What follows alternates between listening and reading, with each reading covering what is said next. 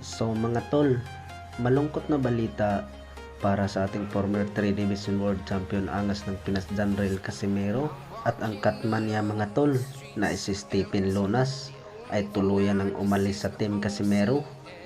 Dahil po ay may laban ang angas ng Pinas Janrail Casimero mga tol ngayong buwan ng October, ay sabi ni angas ng Pinas Janrail Casimero ay hindi daw muna pasamahin si Stephen Lunas sa bansang Japan dahil ay may kaibigan naman si angas ng Pinas Janrail Casimero na nandun daw sa Japan. Dagdag ni Casimero mga tol ay sa Japan lang naman daw ang laban, pero pag sa Amerika ay si Stephen Lunas pa rin daw ang Catman niya. Sabi ni angas ng Pinas Janrail Casimero mga tol ay sayang lang daw yung pamasahe ni Stephen Lunas pag pumunta pa ng Japan dahil si Stephen Lunas mga tol ay nandun daw sa Amerika. Nararamdaman po natin mga tol ay nagtatampo to Stephen Lunas sa Team Casimero dahil naririnig lang daw niya yung balita sa ibang tao. Dagdag ni Stephen Lunas mga tol ay lagi daw tinatawagan ng angas ng Pinas Janrail Casimero sa Messenger pero hindi daw sumasagot. Sabi ng angas ng Pinas Janrail Casimero, kaya hindi ko nasagot yung mga tawag nila ay dahil daw ay nakapokus daw ako sa training.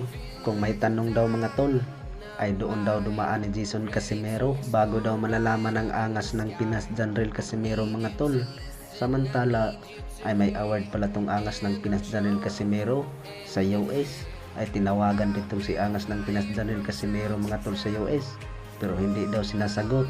Baka yung time na yun mga tol na tumawag si Stephen Lunas kay Janrail Casimero ay hindi rin sinasagot dahil sa busy sa pagtitraining. Sa kabilang banda naman mga tol, ang ating pambatong Super Bantamweight World Champion muling pagbabalik mga tol. 7 years hindi natin nakita sa ibabaw ng lona. Walang iba, si Albert Prince Pagara. May paparating na laban ng ating pambato mga tol. Itong si Albert Pagara, makakalaban niya ang Russia fighter na si Alexei Major. Gaganapin ang laban nila mga tol ngayong buwan September 12 sa bansang Kazakhstan. Alam naman natin mga tol na malakas itong si Albert Pagara at may kartada itong 34 wins at isang talo. At hindi lang magkukumpiyansa ang ating pambato mga tol dahil ay malakas din itong si Alexei Major ng pambato ng Russia. Sa kabilang banda naman mga tol, ang ating pambatong WBA IBF Super Bantamweight World Champion na si Marlon Tapales ay handang-handa na mga tol na wawasakin ang pambato ng Japan, the monster na Oya Inoue. Ay maglalaban na sila mga tol ngayong buwan ng December. Alam naman natin mga tol, nung laban nila ni Oya at Stephen Fulton ay pumunta ang ating pambatong unified champion na si Marlon Tapales. Ay ibig sabihin dyan mga tol ay hindi takot ang ating pambato na si Marlon Tapales ni Oya Inoue.